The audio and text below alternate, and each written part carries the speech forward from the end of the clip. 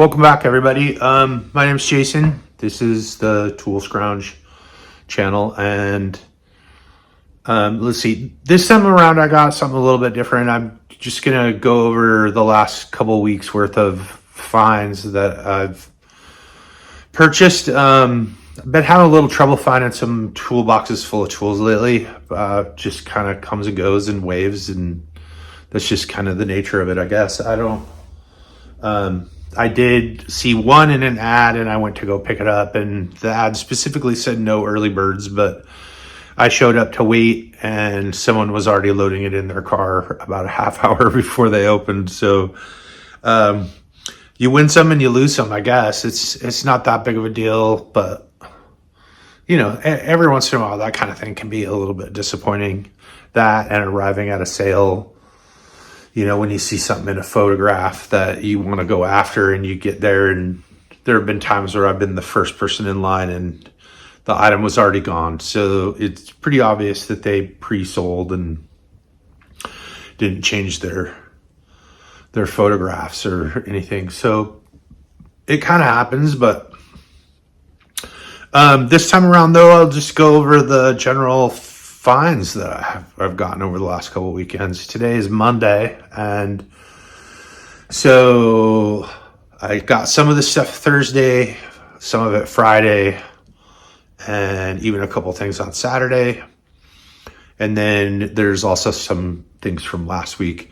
I did share a few things here and there on my Instagram, but I'll just go over them in more detail this time around. So anyway, hope everyone's having a great summer and garage sale, estate sale season. Finding a few things at the like the Habitat and restores, that kind of thing, or wherever you find stuff. Anyway, I'm just gonna share the stuff that I found because I'm getting ready to do a couple of flea markets. One of them coming up this Saturday. It's just one day only in Bellingham, Washington, and then the weekend after will be at a place called Daisies and Dust, and that's between Ferndale, Washington, where I live, and Blaine, Washington, which is a little bit north of me, and we're in like the most northwest corner almost. Blaine is like the last city or town, whatever you want to call it, before going into Canada. And so anyway, that's about it, and I hope you enjoy this video. And if you have any questions or comments or compliments even, I guess you could just leave them below in the comments. And yeah, anyway, let's get to it. All right, well, I'm just getting rolling here on this stuff. There's a fair amount to cover, so I'll just get right into it. First thing I want to show you is this cool canvas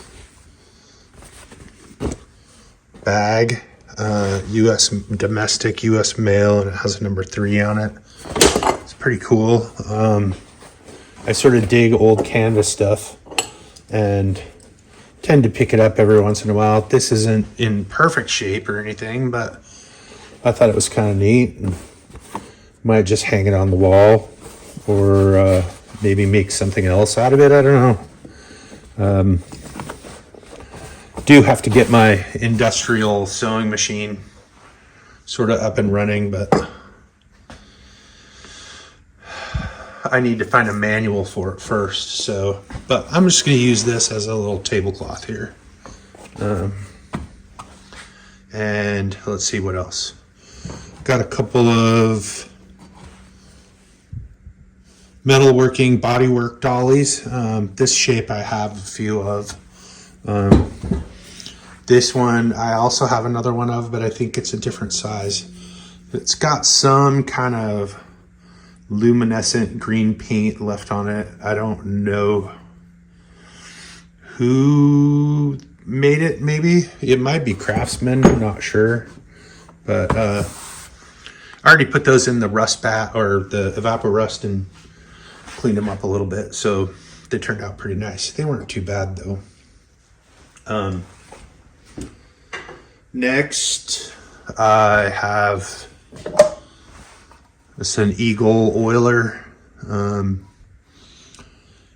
Originally, these are usually gold, which this one is, but it's somebody, I don't know if someone painted it blue. It does say Arco on it, which is the oil refinery near here. It's owned by BP now, but it used to be owned by Arco, so I'm assuming that that is where it's from. Picked up this rainbow pump oiler. I have another one exactly like this. I also have a red one. It's full. It was really gross when I did wipe it down a little bit. Let's see. I got this little baby sewing machine bellows oiler. These are actually one of the first things I started collecting because they're kind of all over the place in small. Oh, focus. There we go. Anyway, I just like them. They're nifty little things. This one's not marked, and some of them are, some of them aren't. They're usually made by Singer. See what else did I get? These two, I don't know what kind of knives these are for. Here, I'm gonna actually kind of roll this back a little bit. There we go. So we can get the whole thing in there, but it's kind of a curved blade thing. At first I thought they were maybe medical. It's another one of a different shape, but I don't know if they're medical or if they're like for cake or pie or something like that. There's kind of a difference, but they have a sort of neat shaped blades on them. And they are made by, one of them you can barely see, but let's see if we can get this in there. Made by Keen Cutter, St. Louis, Missouri. And, oh, sorry about that. Yeah, those are kind of nifty. They have some tarnish and some, not corrosion, but a little bit of rust on them. And I'll clean those up and kind of see if I can leave them as original as possible. Next thing is a couple of 1924 New York license plates. And both different, not the same, but from the same year, which is, I don't know, they're in pretty good shape. Probably just hang them on the wall. Anyway, I like these wide ones too. I think they're from trucks, maybe. Like larger trucks, delivery trucks. Get those out of the way. Let's see. 10R US made vice grips. What is that? DeWitt, Nebraska. I always get these. I have a whole drawer full of them. I'm probably gonna have 2 drawers full of them eventually, but you know, they come in handy and they're nice to have around. Got a set of, they're a little cloudy and kind of beat up, but some Craftsman acrylic or plastic handled barbecue tongs. Picked those up for pretty cheap. So, I mean, you can't walk away without, for like, you know, I don't know. I think I paid 25 cents or something, but got a Crescent Tools actual Crescent adjustable wrench. What is that? 6-inch. Pretty standard. I got a little, let's see, made in the USA Craftsman tiny little locking pliers. What is that? See if I can read that. Has a little bit of paint on it.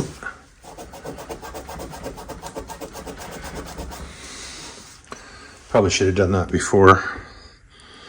94534. See, 94534. Anyway, they're pretty adorable. I don't think I have any that are this size. I've got some really big Craftsman ones, and then some medium ones, and then that one. Got a PNC pickle fork. I have a proto one and I have a plum one, but now I have a PNC one. They're in the same family as far as companies go. It's pretty rusty, but it'll clean up nice, I'm sure. It's like nothing serious about it.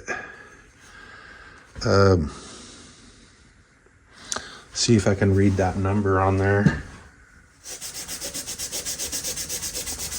There we go. 6545.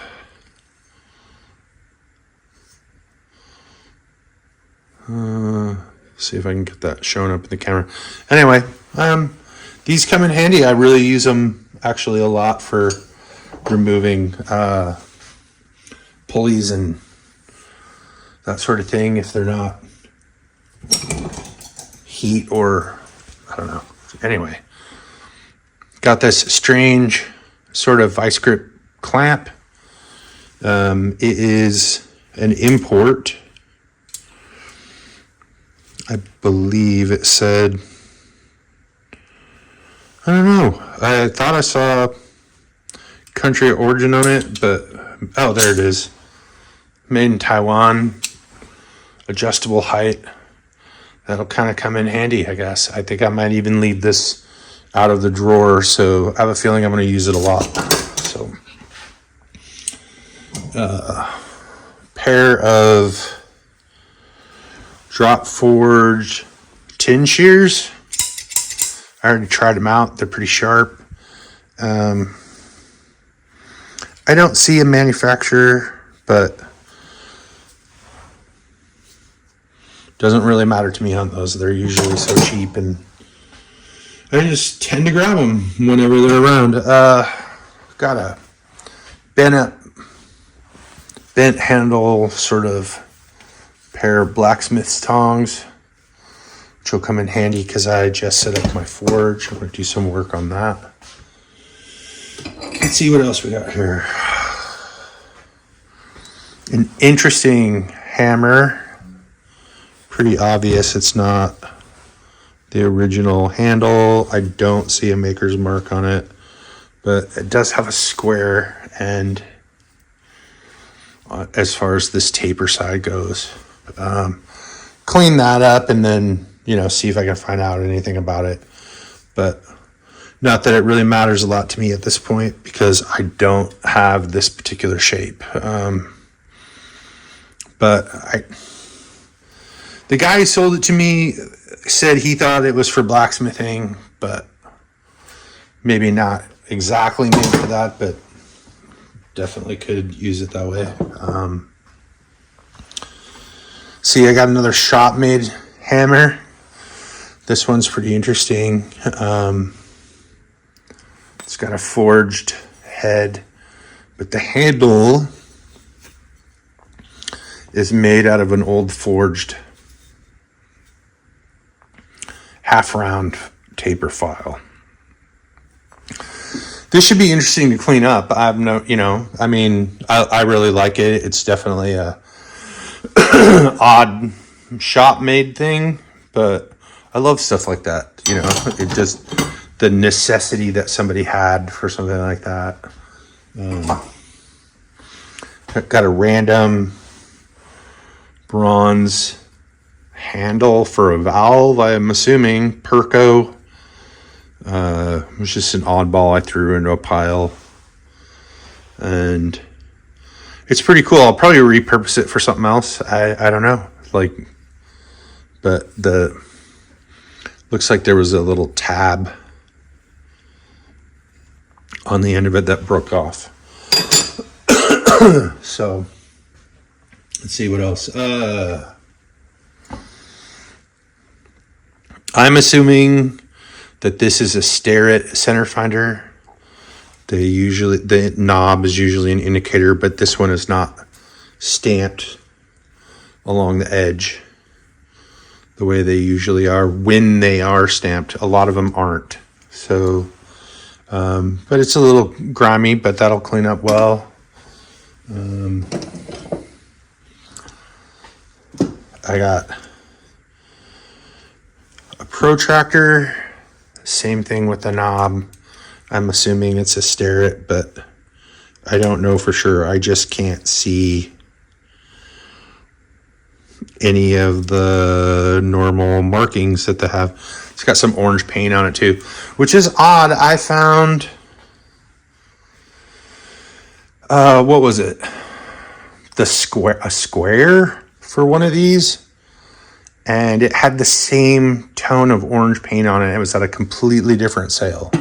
So I don't know if that's where that came from.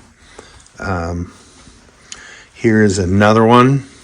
It's a little different, and this one is Moore and Wright from Sheffield, England.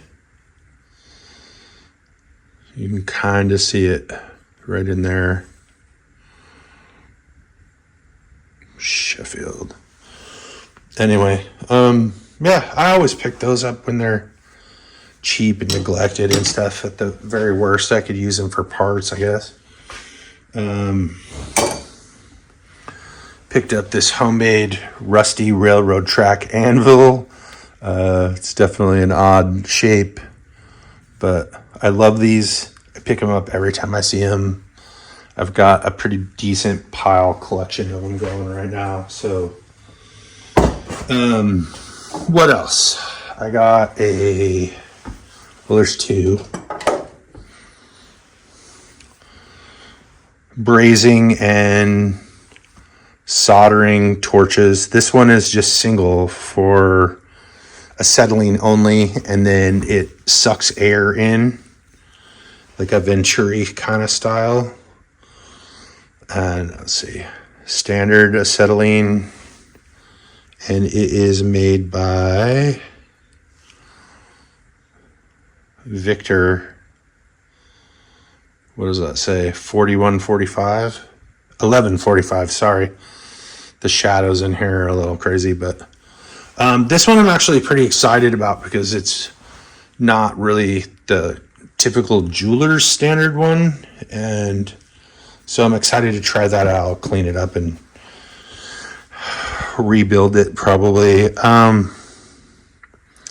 This one I don't know anything about. I'm not finding any sort of markings or manufacturer on it. It just says oxygen and acetylene on the knobs, but once I clean it up, I might find something.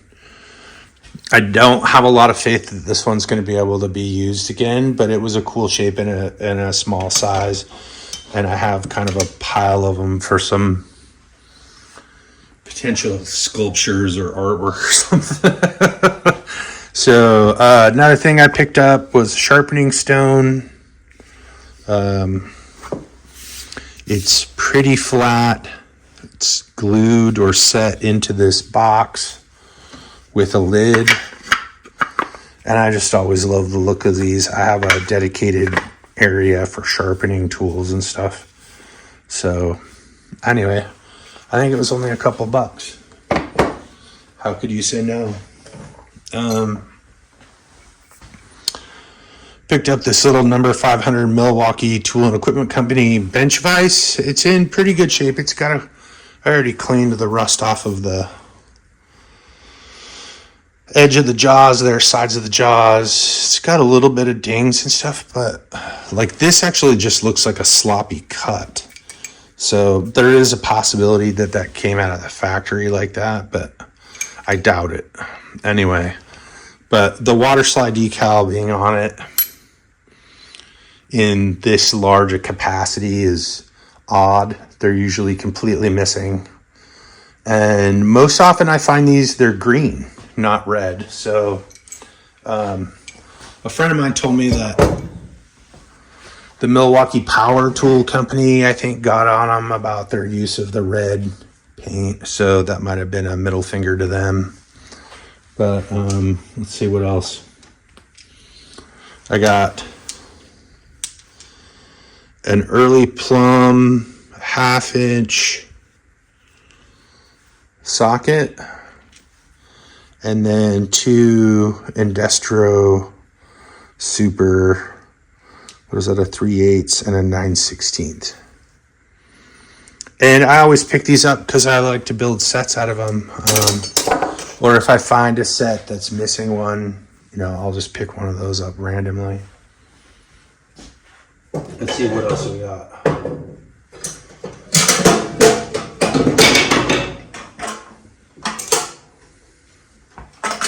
Couple of small 30 caliber M1 ammunition box. This one says tip cleaners and welding tips on it.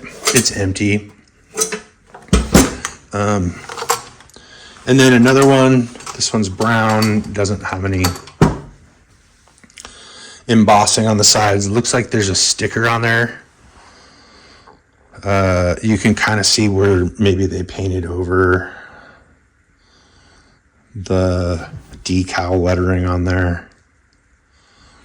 7.62 millimeter MXD LNKs, 200 rounds.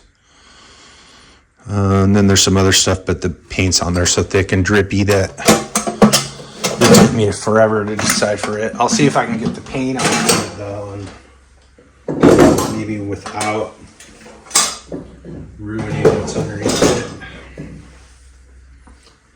I did find this trench art. It's made out of a shell.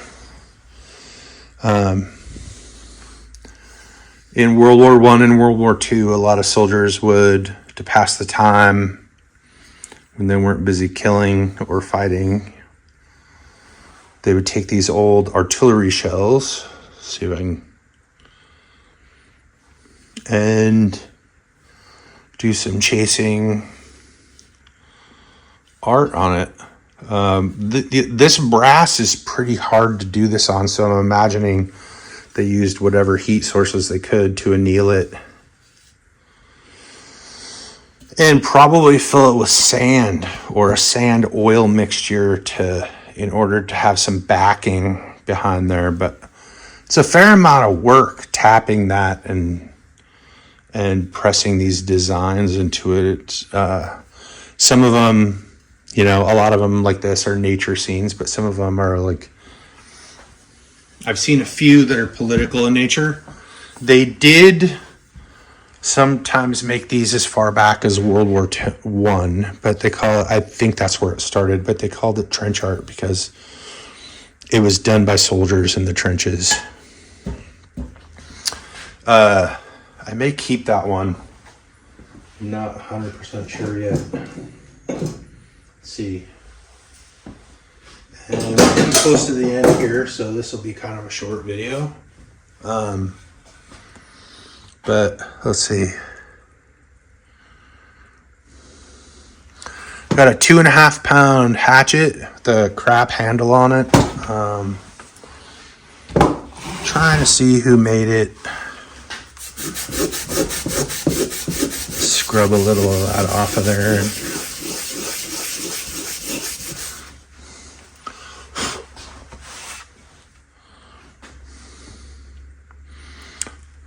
So, I don't know if that's a word or like RUHR, West Germany, 2.5 pounds. It's in pretty nice shape. Looks like it had some blue paint on it at one point. I don't know what this pattern is called.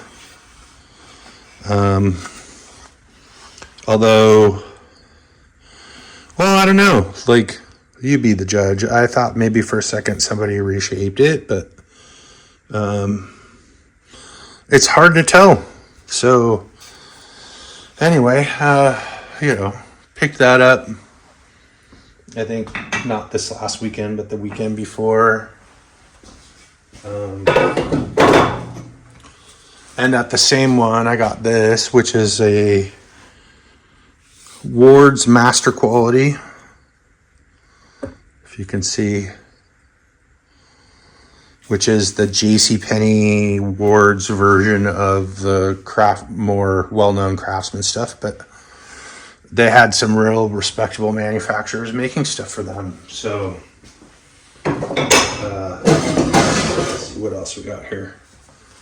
A little, well, not little, made in the USA,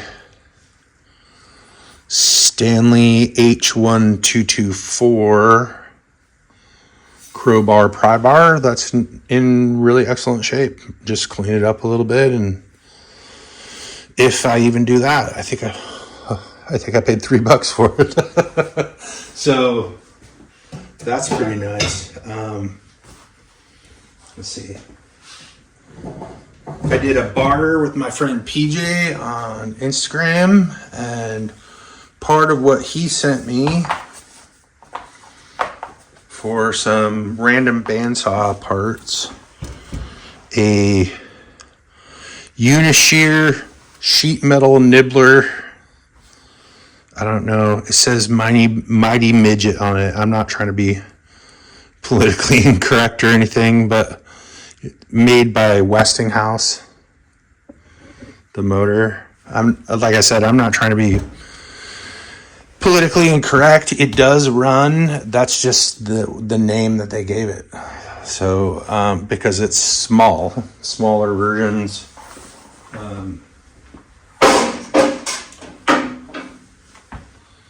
I'm not one to try and fix history. So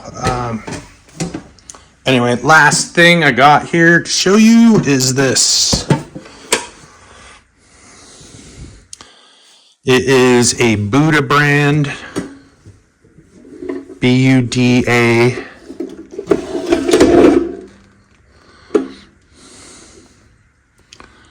What is it?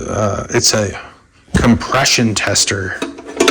So it was patented. I'll put the patent photo I have up here. Model B compression tester. So you would hook this up. It's got these different threaded ends on it, and then a gauge, and you could compression test different things by connecting this end, and then there are different sizes, 1, 2, 3, 4, 5, 6, 7 of them. I don't know if that's complete or not. I'll put a sold listing I found on eBay in here too. I'll splice that in.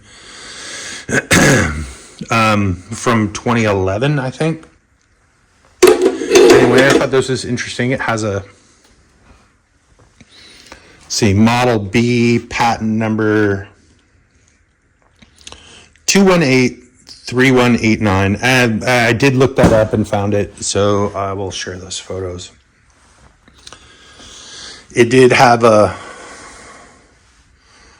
auction lot number 429 at Maynard's. What does that say? 4th generation bonded auctioneers. 1233 West Georgia Street, Vancouver. 5 BC, British Columbia. So, and then there's one in Toronto, Ontario. That was in there. So I'm assuming that it was bought or both sold and purchased at that time from somebody. But anyway, like I said, this was kind of an odd thing to find. The water slide decal is messed up, but I'm not going to share what I paid for it. But you can see the auction listings in the photos I splice in here for what it sold for. That doesn't mean anything ultimately, but you can only sell stuff for what people are willing to pay. And that's not really everything, but let's see what else. The other stuff's just kind of too big and bulky to share here. And couple of big waxed army tarps, the big green ones. And oh, I guess I can show you the other one.